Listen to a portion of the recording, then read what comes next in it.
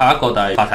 36.8除2.3， 36.8啱，除2.3都啱，但係未完喎，好似爭少少啦，括住佢嘅誠意啦。留意翻啊，點解要做呢一個動作？你話又要上班，跟住又要下班噶嘛？你冇理由對老豆咁衰噶。喂，你翻工揾錢啊嘛 ，OK， 你翻工就可以搭車，放工啊你行翻嚟算你咁樣，冇理由咁衰噶嘛。所以唔該啦，咁多位要做翻個孝子啊，翻工放工都俾佢搭車好冇？咁所以我哋呢個位置就要誠意先至揾得到佢到底係需要幾錢一日。咁當然啦，你直接將36.8除2.3再除2亦都 OK 嘅。咁答案係冇錯，非常之抵陣8添。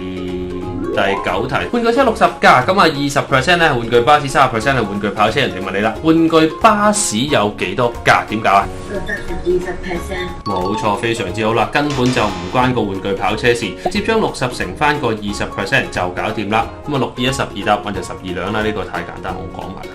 咁啊，留意多一樣嘢啊！考試嘅時候文字題咧越嚟越長，跟住咧整2、3行出嚟，然後有1、2行都係唔關事，就好似呢個咁啦。佢個玩具跑車係完全唔關事嘅。OK， 多咗呢種嘅題目，咁大家要謹記考試遇到你唔使驚嘅，唔理佢咯，就 OK 噶啦。